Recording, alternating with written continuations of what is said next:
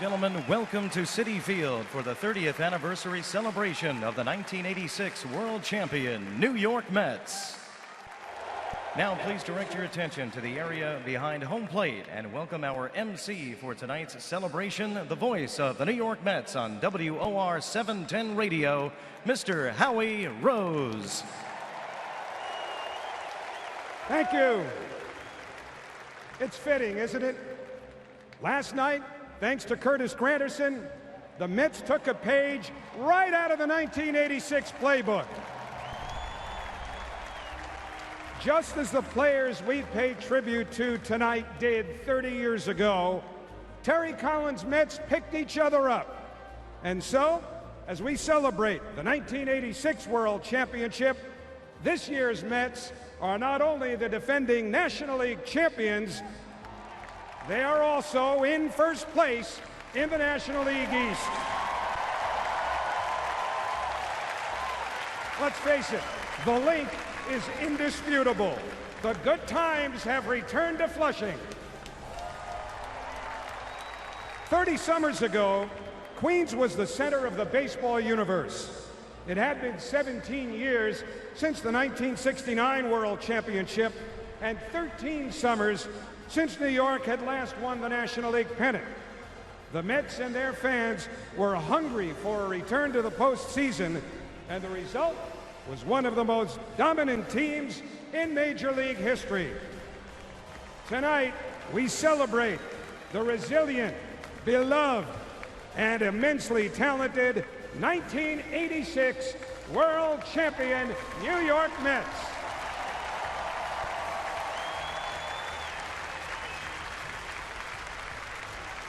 We begin by honoring the architect of the team. Hired as the Mets general manager in 1980, Frank Cashin began rebuilding the club and restocking its farm system. In 1986, the result was a franchise record 108 regular season wins and an October victory parade right up the Canyon of Heroes. Representing his late father, please welcome Frank's son, Greg Cashin.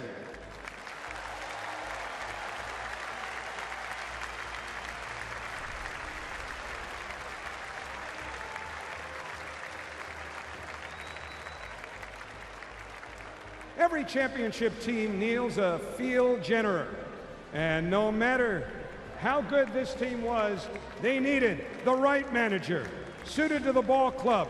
In this case, the '86 Mets, better than this former Oriole slugger. He took the reins in 1984 and immediately transformed the franchise into a contender, earning consecutive second-place finishes, leading to the magical season of 1986. Please welcome number 5, Davy Johnson.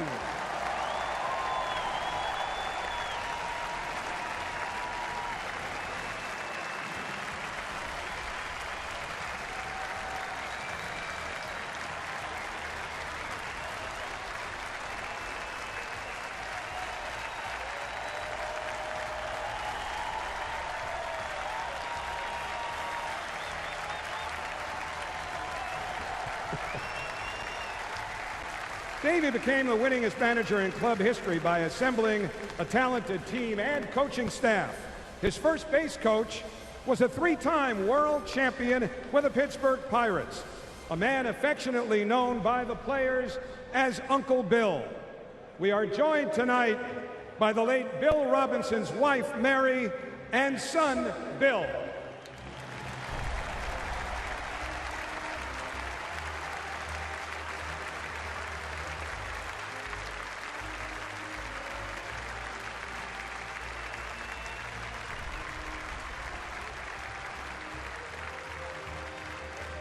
Across the diamond, the club's third base coach had been the Mets shortstop for 13 seasons and a member of the storied world champions of 1969, the only Met to be in uniform for both the 1969 and 1986 World Series victories. Please welcome Gold Glover Mets Hall of Famer, one of the most beloved Mets of all time, Buddy Harrelson.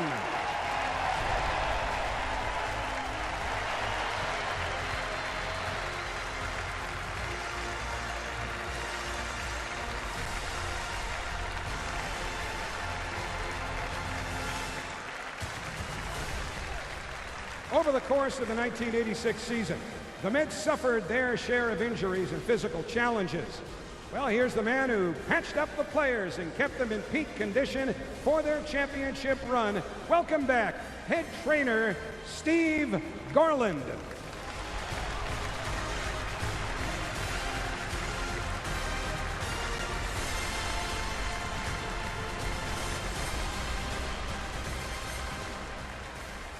The 1986 Mets got off to an 11-game winning streak in April. That tied a club record. And that streak included a sweep of their arch rivals in St. Louis. The series began with a 10-inning thriller, thanks to a game-tying ninth-inning homer by the Met simply known as Hojo, number 20, Howard Johnson.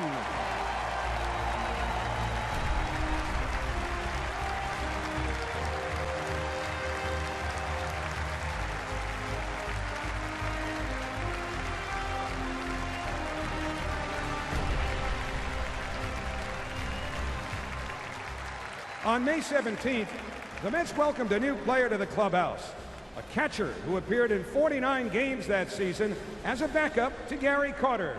He went 2 for 3 in his debut and threw out his first base stealer. Welcome back, number 49, Ed Hearn.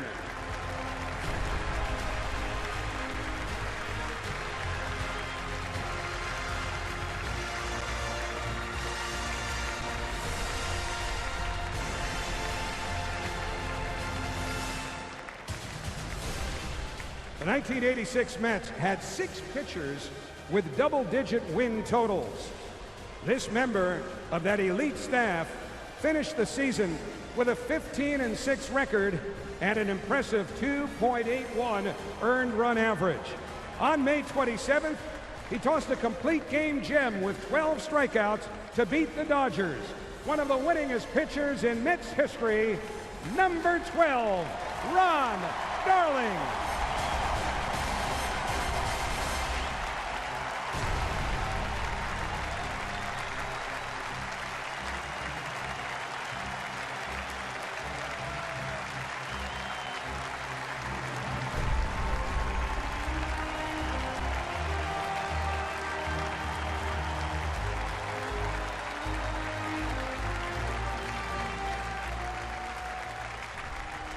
By June, the Mets were putting serious distance between themselves and the rest of the National League's Eastern Division. In a game against the Phillies on June 10th, Davey Johnson sent a right-handed pinch hitter to the plate in a tie game with the bases loaded. And the move paid off in grand fashion with a walk-off slam by number 11, Tim Teufel.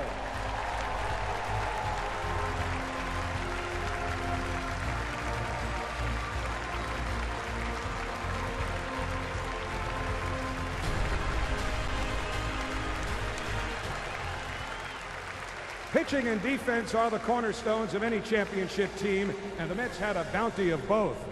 In the field, there was no one better than the Mets' first baseman. On the 4th of July, he put on a defensive exhibition with 3 highlight reel plays against the Houston Astros. An 11-time Gold Glove Award winner who hit .310 that season, a 5-time All-Star, and a Mets Hall of Famer, number 17, Keith Hernandez.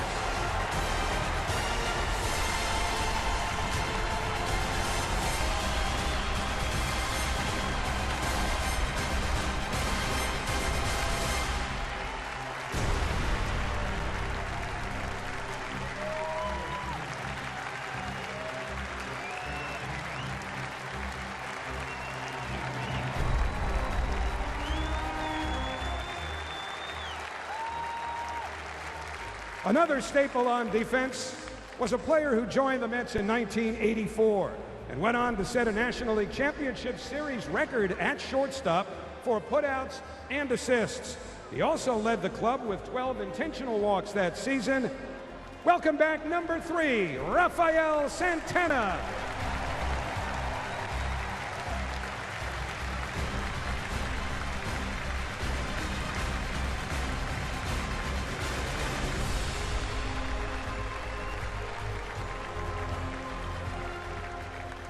On August 17th, the Mets capped their farm system for a spot starter in a Shea Stadium doubleheader against St. Louis. This left-hander was summoned from AAA Tidewater, and boy did he deliver, allowing just 1 run in 6 innings for a 9-2 victory. Here is number 40, Randy Neiman.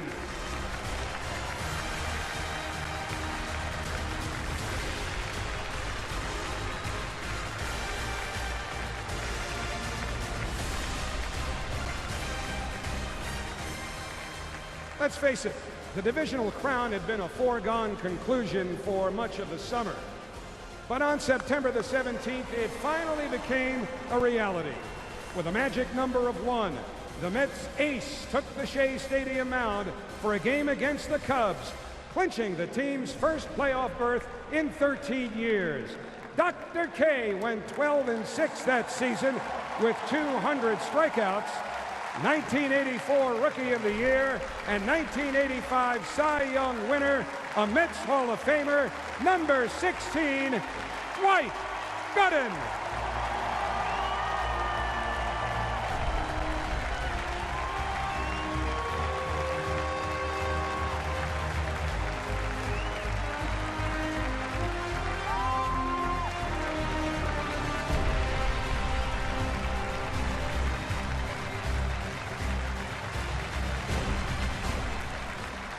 The Mets' first postseason opponent was the Houston Astros. After dropping a 1-0 nail-biter in the National League Championship Series opener, the Mets really needed a win. And this lefty went the distance in Game 2 for a 5-1 victory that tied the series. He led the Mets starting rotation with 18 wins and a 2.57 ERA that season. Here is number 19, Bobby Ojeda.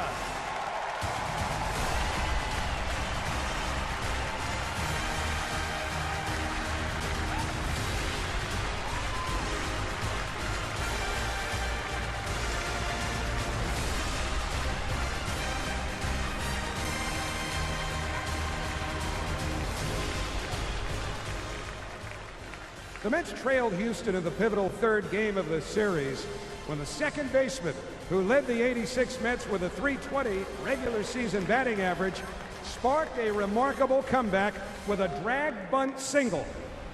He batted .333 in the World Series and tied for the team lead with 4 runs scored. Here is number 6, Wally Backman.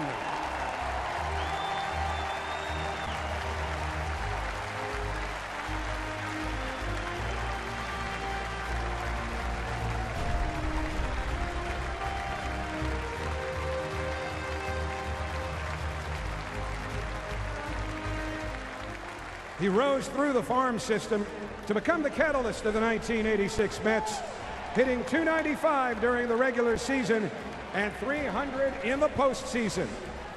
2 batters after Backman's bunt, this tough-as-nailed center fielder hit a walk-off home run to give the Mets a 6-5 win in National League Championship Series Game 3. Number 4, Lenny Dykstra.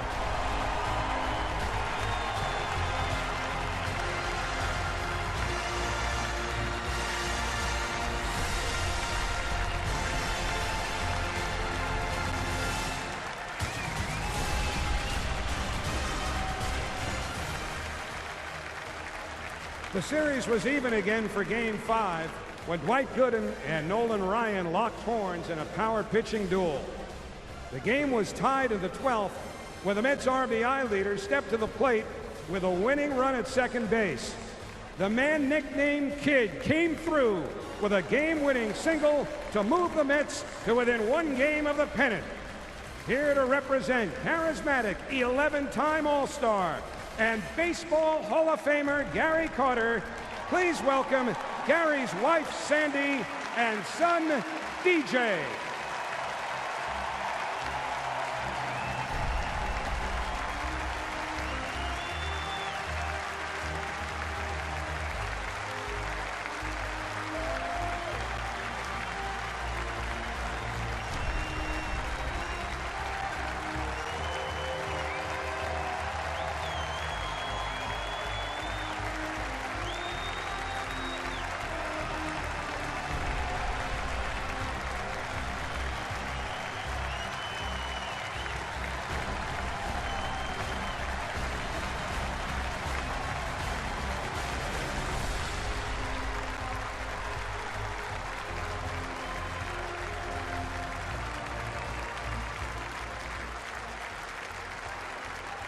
The pressure in Game 6 was palpable, with Astros Cy Young Award winner Mike Scott looming for the potential 7th and deciding game. The Mets fell behind early and called on one of their regular season starters to keep the Astros at bay. And that's just what he did, tossing 3 innings of one-hit ball to help the Mets clinch the National League pennant in a 16-inning thriller. Number 38, Rick Aguilera.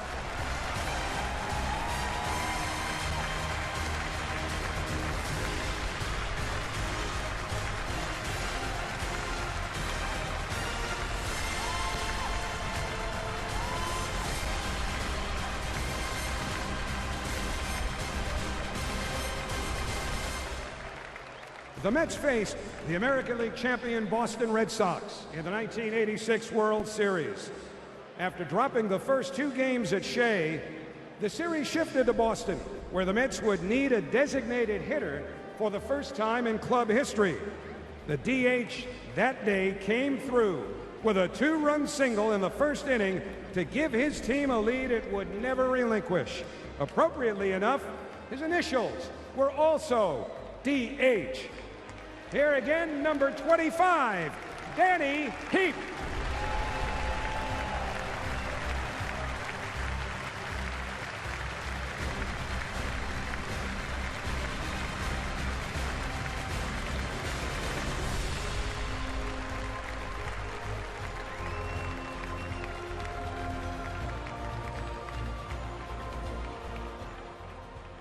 As you might remember, things looked rather bleak in Game 6, where the Red Sox took a 2-run lead in the top of the 10th inning. The Mets were down to their final out. When Gary Carter singled, this talented young slugger followed with a pinch hit single to keep the Mets' dreams alive. One of the most versatile athletes in club history, he played 6 of the 9 defensive positions that season. Welcome back, number 7, Kevin Mitchell.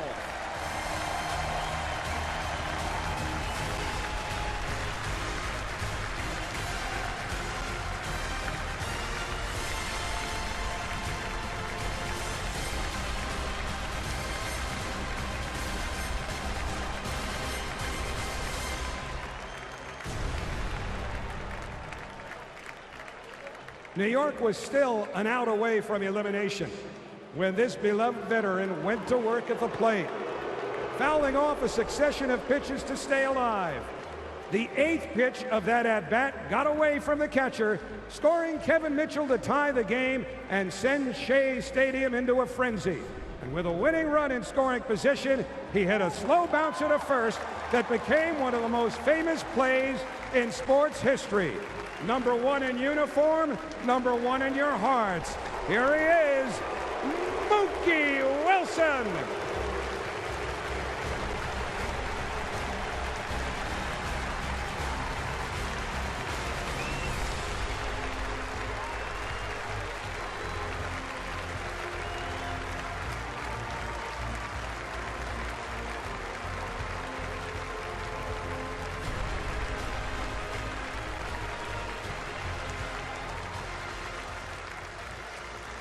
The Mets fell behind 3-0 in the second inning of Game 7, forcing Davey Johnson to use his bullpen early. He brought in a young lefty with a blazing fastball and sweeping curve. The Hawaiian native retired 7 of the 8 batters he faced, 4 via strikeout. Please welcome a 1986 All-Star, number 50, El Sid Fernandez.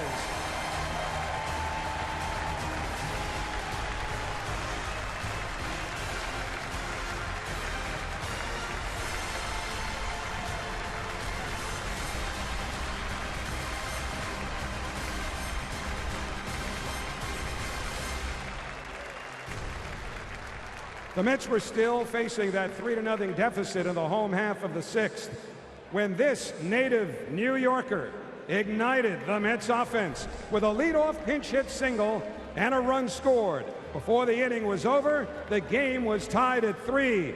Here's the man who started that crucial rally, number 13, Lee Mazzilli.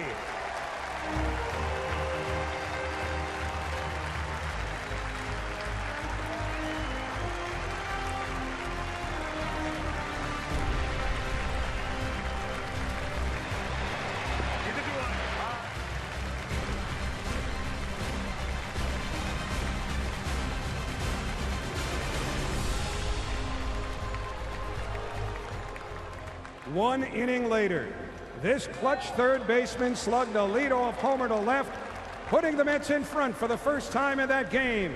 He batted .391 with the team leading 9 hits in the Fall Classic.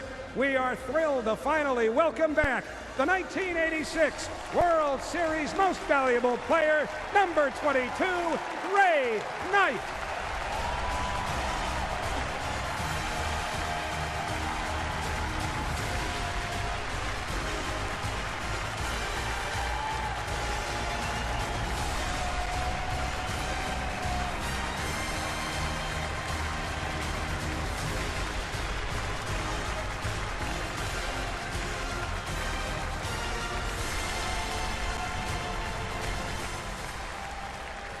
Leading by a single run in the bottom of the 8th, the Mets picked up some much-needed insurance when their power-hitting right fielder knocked one out of the park. The 1983 National League Rookie of the Year and franchise leader with 252 Mets home runs. He's a Mets Hall of Famer, number 18, Darryl Strawberry.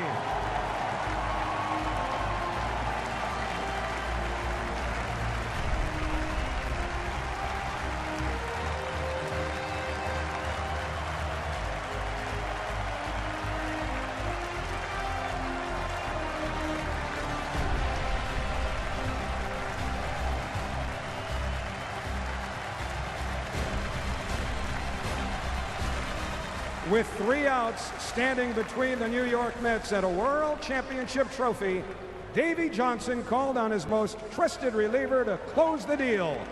The Mets closer retired the side in the 9th inning, striking out Marty Barrett for the final out of the 1986 World Series. Here is number 47, Jesse Orosco.